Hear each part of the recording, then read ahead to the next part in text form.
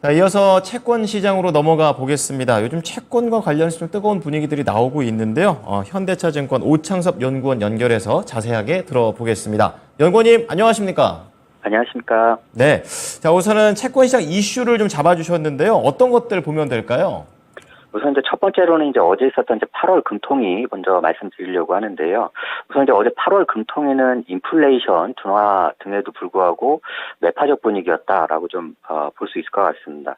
우선 이제 그 어제 이제 금통위는 뭐 시장 예상대로 5회 연속 만장일치 기준금리 동결을 지속을 했는데요.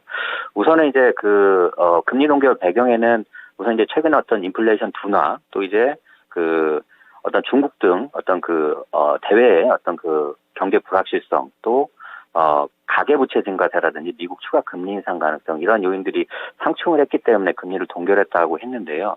우선은 이제 지난 이제 국내 7월 소비자 물가 상승률이 2.3% 까지 떨어졌고 지금 물가 목표가 2%인 상황이거든요. 그래서 이런 인플레이션 둔화가 우선은 금리 동결의 가장 큰 배경이었다라고 보이고요. 근데 이제 내용을 보면 좀 매파적이었다라는 게 이제 금통위원들의 어떤 지금 이제 최종금리 수준 결국 그게 가장 관심이었는데 현재 이제 국내 기준금리가 3.5%인데 연준 위원들 6명 모두 다 지금 3.75%로 사실 0.25% 추가 금리 인상을 가능성을 열어놨습니다. 그리고 이제 추가 금리 인상 필요성의 이유로 이제 세 가지를 얘기했는데 지금 미국 통화정책이 추가 금리 인상 가능성이 지금 열려 있다. 또 이제 외환시장 최근의 불안 또 이제 물가 변동성 확대 가능성 특히 이제 또 가계부채 증가세 확대 이 부분을 좀 강조하면서 상황에 따라서는 이제 추가 금리 인상을 할 수 있다라는 부분을 좀 얘기했고요. 두 번째 부분은 이제 채권 시장에서도 사실 이제 최근에 이제 원달러 환율 상승 이게 사실은 굉장히 좀 주목을 하고 있는데요. 우선 최근에 이제 원달러 환율이 지금 1,300원대에 이제 진입을 했는데 지난 이제 8월 초 미국 피치가 미국 신용등급을 강등하면서 이제 코스피가 당시에 2,600포인트를 하회했고 그러면서 이제 원달러 환율이 1,300원대를 진입을 했습니다. 그리고 이제 중요한 게 지금 이제 환율을 보게 되면 지금 8월 초를 기점으로 해서 저희 당사의 어떤 계량 지표 모델 이런 부분을 좀 보면 이제 좀 상승 시그널이 나타났다는 게 좀 유의해야 될 것 같은데요.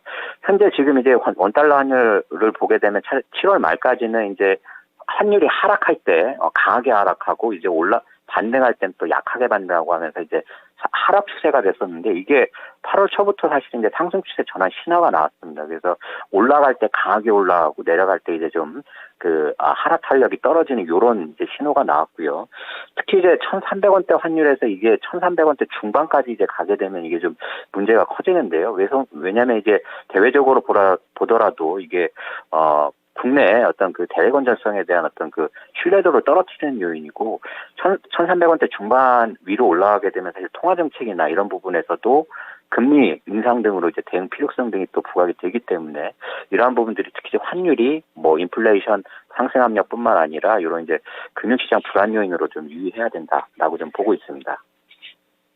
자, 환율에 대한 부담감을 또 말씀을 또 해주셨습니다. 그렇다면 우리 연구원님께서 지표를 항상 갖고 와 주셔서 말씀을 해주시는데 관련해서 채권 시장 동향은 어떻게 연결해 볼 수 있을까요? 우선은 이제 최근에 이제 국내 채권 금리가 저희도 이제 당사 같은 경우는 이제 사실 올 상반기 올해 연간으로 했을 때 좀 하향 안정 좀 흐름을 봤는데 사실은 좀 틀렸고요. 거기 이제 가장 큰 배경은 글로벌 통화 긴축이 이제 생각했던 것보다 정말 강하게 매파다라는 부분이고요. 결국 이제 최근에 8월 들어서 미국 국채 10년 금리가 미국 채권 금리 자체가 이제 작년의 정고점을 넘어섰습니다. 우선 이제 이제 배경을 보게 되면 사실 이제 미국 채권 금리가 지금 올라가고 있는 경우 크게 두 가지인데요. 그러니까 미국 연준은 지금 이제 9월 FOMC에서 금리 동결 가능성이 굉장히 크다라고 저희도 보고 있긴 하지만 이번 잭슨홀 미팅에서도 굉장히 여러 가지 얘기가 나오겠지만 사실 굉장히 매파적인 어떤 위험 자체가 좀 코멘트 위험 자체가 높고요. 이번에 9월에 동결을 하더라도 사실 연준 위원 대다수들이 지금 현재 생각하고 있는 부분이 1회가량 이제 추가 금리 인상 가능성을 지금 열어놓고 있는 상황이기 때문에 사실은 연내 추가 인상 가능성이 지금 이제 상존하고 있는 상황입니다.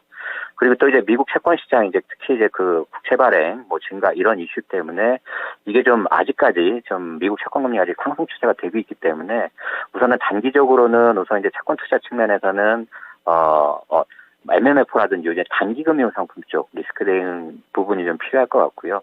그렇지만 뭐 채권 금리의 어떤 그 상승, 금리 인상의 어떤 마무리 시점은 맞기 때문에 분할 매수 관점에서는 중장기 채권 투자에서는 장기 국채 매수가 여전히 유효하다라고 보입니다.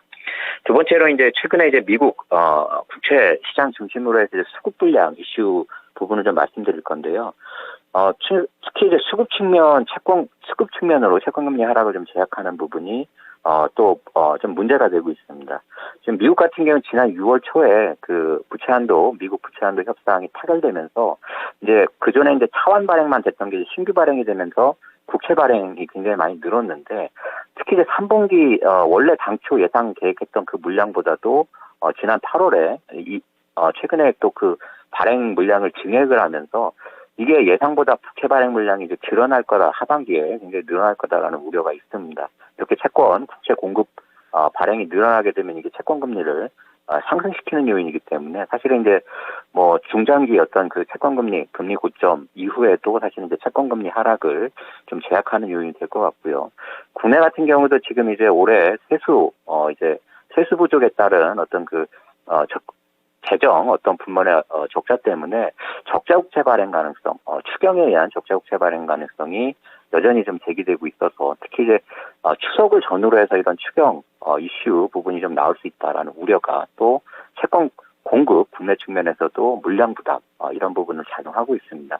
그래서 뭐 국내외 뭐 추가 금리 인상 가능성 또 이제 국내외 이런 국채 발행 관련된 수급 부담 등이 금리